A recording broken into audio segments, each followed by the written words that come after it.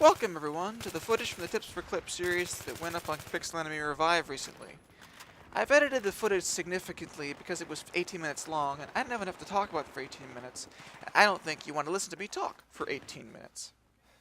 I mentioned in the second Tips for Clips video that if we had scrambled at the end of this game, we probably could have won. We didn't scramble very well, so we lost. You'll see at the end of the footage.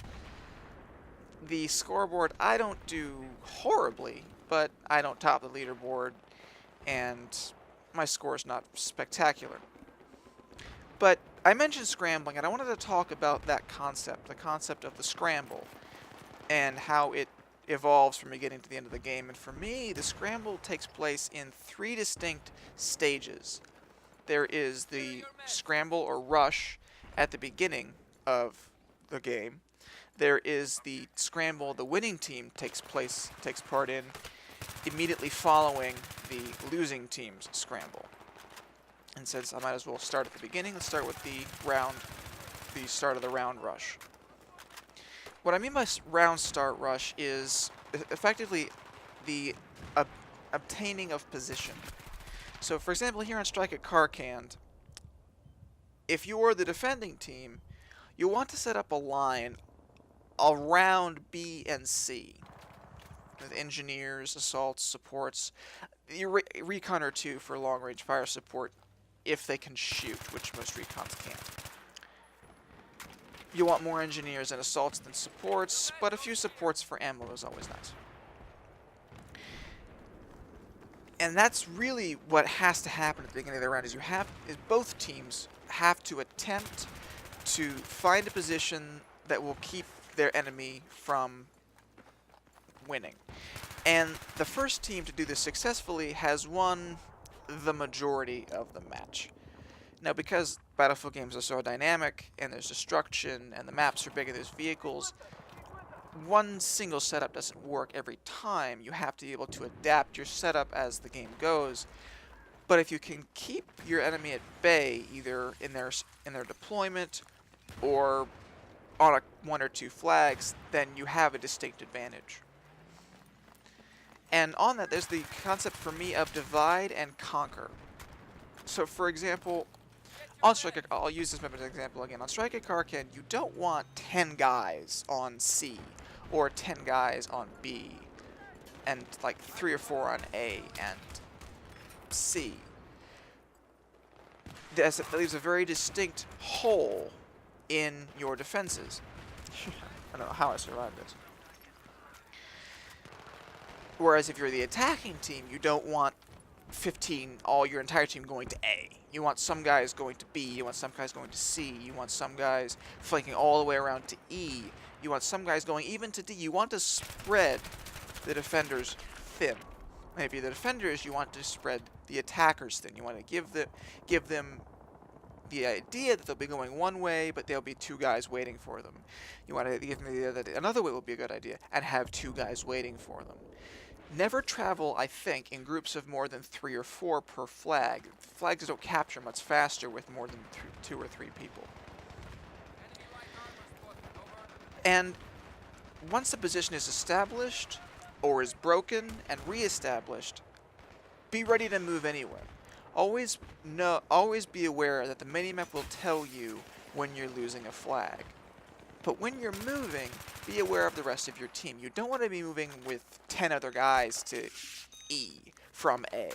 If you have every other flag, but they're taking E. You want 2 or 3 guys, and that's sort of going to be the number to go with. Making sure that everything goes as planned, while the rest of your team makes sure that the enemy team is at bay.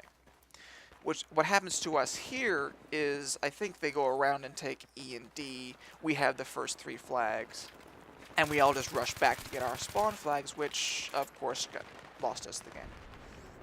I outplayed this recon, it's kind of funny. And regardless of what happens, if you're the losing team, and you're down not even 20 or 30 tickets, which is easily recoupable, but it's near the end of the game, you should start to scramble. And Jay Kaiser mentioned this in one of his Bad Company 2 videos. It was on White Pass with the F2000. That once the buzzer goes off, says, we're losing, pick it up.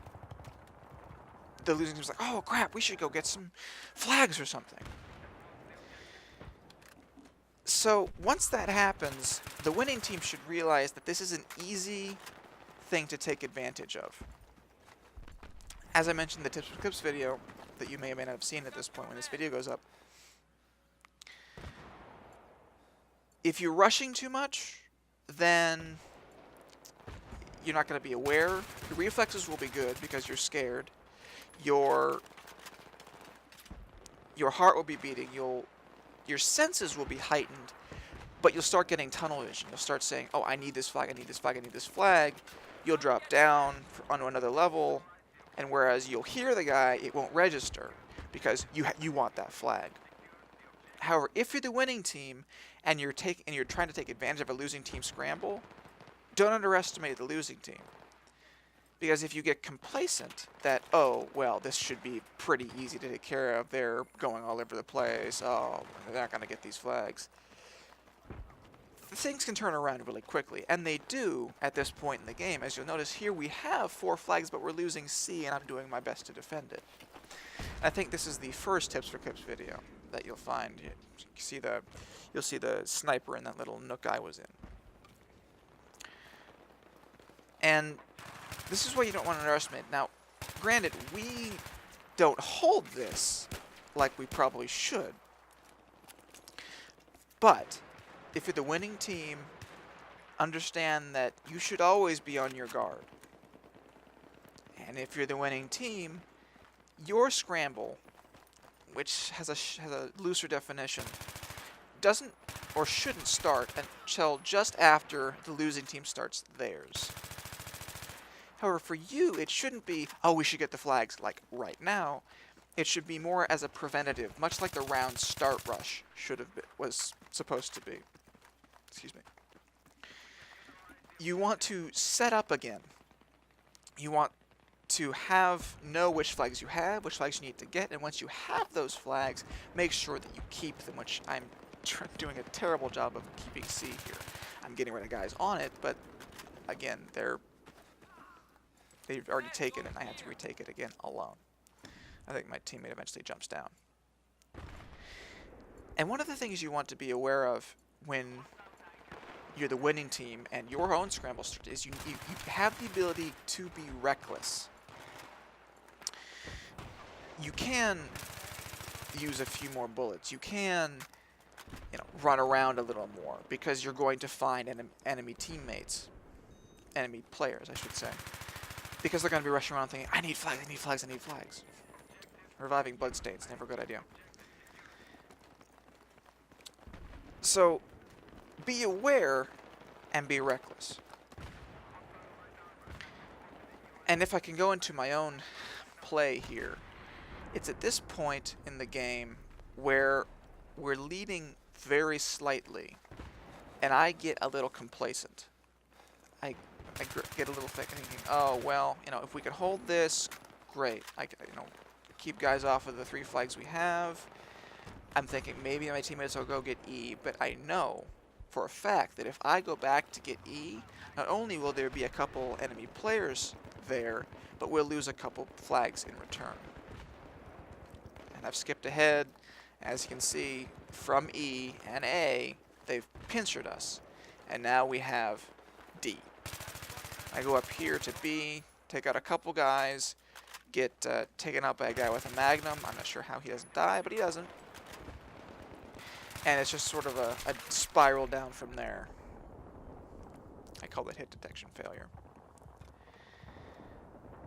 But it wouldn't have mattered, really, whether he had a gun or not. There were 3 of his teammates there against my 1. I was done. And we've managed to take C, but notice there's a tank on it. And that's what you need to do if you're a defending, if you're a losing or a winning team. Oh yeah, sitting middle of the street, great idea. Is if you're winning, but you're unsure of things, go back to your deployment, get a tank, and bring that tank forward. If you're losing and you have a tank that's just sitting there, get the tank, bring it forward, and get on the flags with the tank. Even if you don't actually capture the flag, you have not only probably taken out a few enemy engineers, you have provided significant cover for your teammates to try and take the flag, and you have caused a large distraction. Another thing to do if you're losing and or winning, but there's a flag that you want but don't have, go back to your deployment, get a jeep, get a buggy, get something, and go around and go all the way back to their spawn flag. Force them to come out of their hidey holes to you.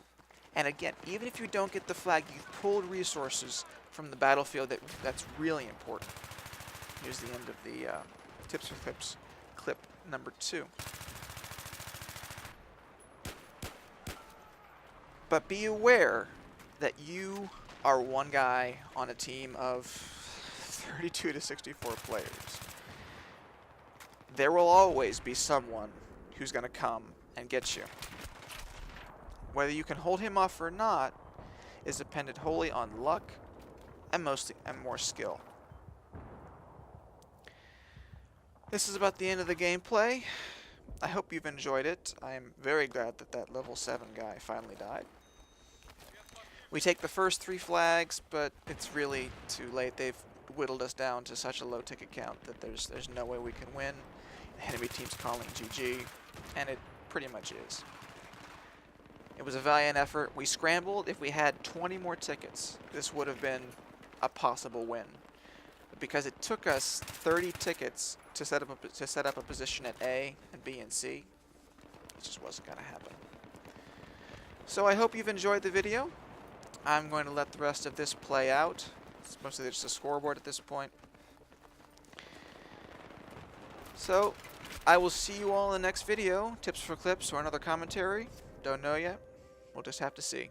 See you guys. Thanks for watching.